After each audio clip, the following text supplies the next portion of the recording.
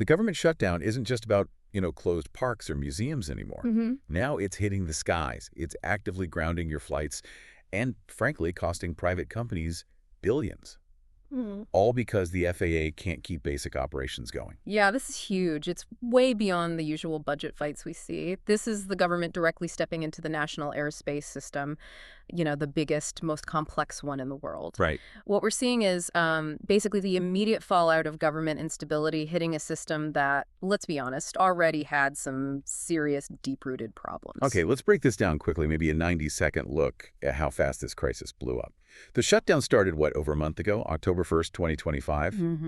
And now the FAA, the Federal Aviation Administration, is actually ordering airlines to cut flights nationwide. Yeah, it's a mandatory cut, a temporary one, they say, but it's hitting 40 of the busiest airports. Think Chicago O'Hare, LAX, JFK, the big hubs you probably fly through. Airlines don't have a choice here. They have to cut flights. And it ramps up fast, too. Started small, like 4% on Friday, November 7th. But by next Friday, the 14th, it jumps to a full 10% cut. And the reason? It's all about easing the strain on air traffic controllers. They've been working unpaid for over a month now, and it's just not sustainable or safe. It's a really strange situation, isn't it? The FAA, the agency that's supposed to keep air travel running smoothly, is now ordering airlines to, stop running so many flights. Right. But they argue it's for safety. The budget mess created this instability, this risk, and now they have to cut service to manage it. It's kind of a self-inflicted wound spilling over onto everyone else. So our mission for this deep dive is kind of twofold. First, let's follow the money, see the immediate financial hit from this government failure. It's huge. Astronomical, really. But second, and maybe more importantly, we need to dig into what our sources are saying about the FAA's own long-running efficiency issues, the problems that were there before the shutdown that basically set the stage for this whole meltdown. Exactly. Because the shutdown didn't invent the waste, right? It just ripped back the curtain and showed everyone how shaky and, frankly, bloated the system already was. Okay, let's start with that damage. The economic fallout. When the government can't even pass a budget, you see the private sector immediately footing the bill. And we're talking billions. Billions, yeah. And it hits fast on multiple levels. Sean Duffy, the transportation secretary, he confirmed major U.S. airlines, they're going to lose millions of dollars just from these mandated cuts. And that's just the airlines themselves. But the bigger picture, the whole travel industry, estimates are saying they've already lost something like $4.8 billion in spending since October 1st. Almost $5 billion just vanished from the economy because of government gridlock. Yeah, and if you want to put that in terms of actual flights, Cirium, the analytics firm, they estimated that once these cuts hit 10%, we could be looking at 1,800 flights just cancel. Wow. And maybe upwards of 268,000 seats combined across those busy airports. Think about that, 250,000 people. Their travel, their business trips, supply chains even, all disrupted because of this failure. And here's where it gets almost unbelievable. The agency that sort of caused the crisis by not being funded, the Transportation Department, they aren't just cutting flights. They're enforcing it with big penalties. It's pretty wild. They're ready to fine private airlines up to $75,000 for every single flight that operates above these new lower limits they just set. Hold on, let me get this straight. The government doesn't pay its controllers, which creates a safety problem. So the government tells private airlines, stop flying so much. And if the airline tries to, actually provide the service people paid for, the government fines them $75,000. That's exactly it. It's like saying we broke the system because we couldn't fund it, and now we're going to fine you, the private company, if you try to work around the limits we imposed because of our failure. Unbelievable. Yeah. But okay, the reason they had to do this, it really shows how fragile this whole government-run setup is, doesn't it? Why did the FAA feel forced to ground commercial planes? Well, the FAA administrator, Brian Bedford, he was pretty clear. He said it was to ensure safety. They were, quote, seeing signs of stress in the system.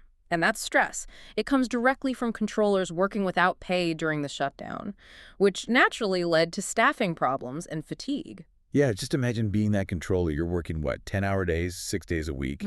Exhausting shifts. Bringing down packed jets at major airports, knowing you haven't gotten a paycheck in a month. We saw staff calling out more, right? People just couldn't keep that up. Exactly. Secretary Duffy basically said the cuts were ordered only after they saw, quote, concerning data about that stress and fatigue. So the government fails to manage its budget, creates a safety crisis. which then costs the private sector billions. Billions they just have to eat. But like you said, this crisis just threw a spotlight on the waste that was already there. Precisely. Which brings us right to the core issue. The FAA's long-term structural inefficiency.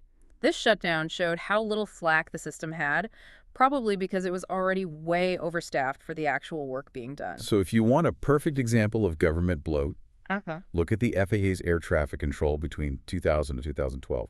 Our research shows, get this, over those 12 years, total ATC operations, the actual number of flights they handled dropped significantly by 23%.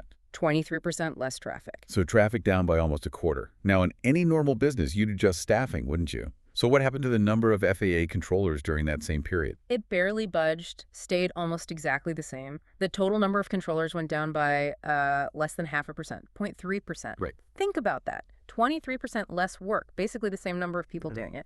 The system just showed zero ability to adapt to lower demand. That translates directly to productivity, right? How much work each controller was doing. Yeah, and it's a huge drop. The number of operations per controller at terminal facilities, that's your towers and your TRACONs, it plummeted by 31% over that same period, 2012.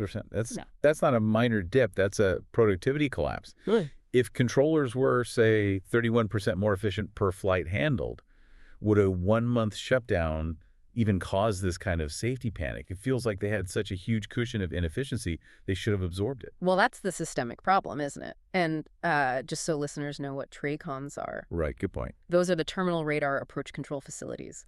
Really complex radar rooms, handling planes as they get close to busy airports, sequencing them, guiding them down from high altitudes to the final approach handled by the tower. It's high-stakes work. Yep. And even there, in those critical spots, productivity just tanked. So it points to really deep mismanagement, doesn't it? Where staffing just seems disconnected from that actual workload. And the sources suggest this isn't just accidental. It's built into how the government plans things. Yeah. Or fails to plan. Yeah, it's like having a 10-person team whose main job is answering 3 emails a day. The FAA's official traffic forecasts. Since 2000, they've been consistently wildly optimistic. They always overestimate how much traffic there's going to be. So the agency keeps predicting busy skies that never actually materialize. Pretty much. And this constant overprediction leads them to, quote, have a tendency to hire more controllers than required. And here's the kicker. Training takes 1 to 3 years. So they commit to hiring based on these rosy forecasts from years ago. Then the traffic doesn't show up, but they're stuck with too many controllers at facilities that just aren't busy enough to justify the headcount. And once that happens, it's hard to undo. It really sounds like the whole process for deciding how many controllers they need lacks any real oversight. It does. Reports say the whole method can seem, quote, arbitrary, both to outsiders and even people working inside the FAA. Documentation's inconsistent. Different parts of the agency make changes without coordinating. It looks like an agency focused more on growing itself than on being efficient. Okay, speaking of efficiency, let's shift gears. If the government model is so inefficient, that 31% productivity drop, is there a better way? What happens when the free market tackles this exact job? Well, we have a direct comparison. The Federal Contract Tower Program, the FCT program. This is where private companies run ATC services at smaller, lower activity towers. It gives us a great benchmark for how cost-effective things could be compared to the government way. The difference is pretty stark, isn't it? Oh, absolutely. The DOT's own Inspector General found that these contract towers cost about $1.5 million less per year on average than similar towers run directly by the FAA. That's not theory, it's real money saved. $1.5 million per tower. How do they save that much? It comes down to 2 main things that really highlight the government's overspending. First, staffing. Contract towers just use fewer people, about 10 fewer ATC personnel on average compared to similar FAA towers. 10 fewer people doing the same job safely. Right. And second, pay structure. The contract towers often hire former FAA or military controllers who already have pensions. So the contractors can pay them less than the FAA pays its active controllers, but still get experienced, qualified people. It's just a more rational approach. And didn't the Inspector General actually point out a way the FAA could grab some of these savings right now? They did. They found about 90 towers currently run by the FAA that have traffic levels similar to the ones already handled safely and effectively by the contract towers. 90 towers. 90. If the FAA just contracted out those services, which the private sector has proven it can do well, the OIG estimated potential savings of $135 million annually. Okay, so if the government knows it can save $135 million a year and the service is just as good or better, why hasn't it happened? Is it just, politics? No. Powerful unions protecting government jobs? Maybe, regardless of the cost to taxpayers. That is the $135 million question, isn't it? The data points one way towards reform and savings, but the political reality, the bureaucratic inertia, seems to prevent it. And this brings us right to the other big fairness issue baked into the system. Who actually pays for all this? Ah, yes, the tax burden. How it's split between commercial flyers, like most of us, and private jet users. This is pretty shocking when you see the numbers. It really is hard to defend. Okay, look at how ATC is funded. It's mostly through the Airport and Airway Trust Fund, the ATF. Now, General Aviation GA, that's your private planes, corporate jets, weekend flyers, they account for a huge chunk of the system's workload, about 38% of all ATC operations. So they use almost 4 out of every 10 slots, basically. Exactly. But they contribute less than 2% of the taxes that go into that trust fund. Less than 2%. Now, compare that to commercial passengers, anyone buying an airline ticket. They pay more than 98% of those ATF taxes. Wait, so every time I buy a plane ticket, a chunk of that money is basically subsidizing the air traffic control used by somebody flying their private jet? That's exactly what's happening. Regular commercial passengers and, well, general taxpayers too, end up subsidizing the vast majority of the ATC services that private and business jets use. When the government runs the whole show, it allows these kinds of, let's call them politically driven subsidies, to get locked in. It shields those users from paying their fair share for the service they consume.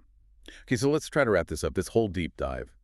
It seems the current crisis, kicked off by the shutdown, really just ripped the Band-Aid off some serious long-term problems in our air traffic system. Yeah, we found a system that's costing the private sector billions right now, but it's built on shaky foundations, arbitrary staffing, forecasts that are always wrong, and that shocking 31% drop in controller productivity over a decade. And underneath it all, a funding system that's just fundamentally unfair. It forces regular travelers and taxpayers to heavily subsidize private jets, which use almost 40% of the service but pay less than 2% of the dedicated taxes. The whole government approach seems geared towards, well, bureaucratic growth and just following internal processes rather than actual efficiency or fairness to the people paying the bills. It really makes you question the total cost of keeping this inefficient, overstaffed, government-run system afloat, especially when it can't even handle a one-month budget problem without grounding thousands of flights. And maybe here's the final thought for you to chew on. Back in 2013, the FAA needed $4.4 billion from the general fund. That's just regular taxpayer money to support its operations. That's on top of the fact that commercial passengers already pay 98% of the dedicated aviation taxes. So given the chronic overstaffing, that 31% efficiency drop, the $135 million a year in potential savings from private towers, what's the real price tag we're paying year after year to maintain this structure, and how much longer can taxpayers really afford it?